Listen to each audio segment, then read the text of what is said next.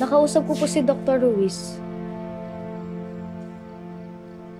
Bakit hindi niyo po sinabi sa amin na may diagnosis pala kayo?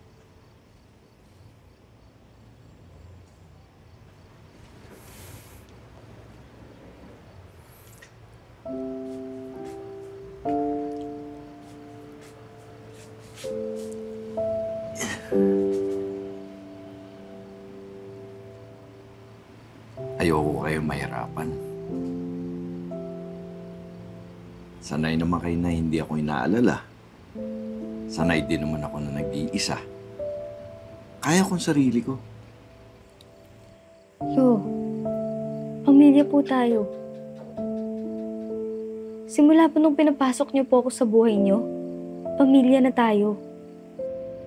Alam ko, pero ayoko pumasok sa buhay niyo para maging pabigat lang. Hindi ka po magiging pabigat. Paano kung lumala yung sakit ko? Paano kung dumami yung mga episodes ko?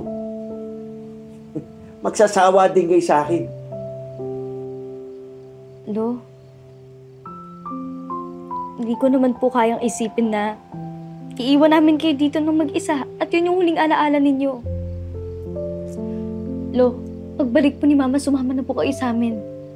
Doon na po kayo sa amin tumira. Lolo Santi, yung mga natitirang araw nyo, punuin po natin ng masasayang alaala. Kahit tuluyan na ako makalimot. Maski makalimutan na kita. Ouch.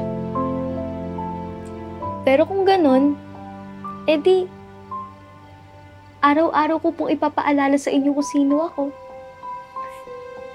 At ipaparamdam po namin sa inyo kung gaano ka namin kamahal.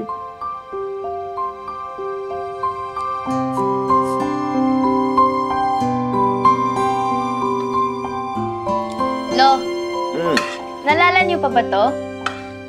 Ito yung unang Pasko ko dito. Nagalit ka pa nga nun kasi nag-decorate ako tapos ayaw na naman pala sa Pasko. Naalala ko yan. Yan yung pumunta ka rito para guluhin ang buhay ko. Di ka nga natakot sa mga sabi-sabi ng mga tao na aswang ako. Oo eh. Ginano ko ba talaga buhay mo? Medyo. Lucio, baka nga ako pa bumuo ng buhay mo eh. Ito naman yung summer na gumawa ako ng sa malamig. Sarap na sarap ka nga eh. Dami mo kayang nainom nun, muntik maubos. Ito naman yung minikapan kita habang tulog ka. Salpay kang bata ka. Ay, Johan, alam mo ba yung mga araw na nandito ka? Ang pinakamasayang panahon sa buhay ko.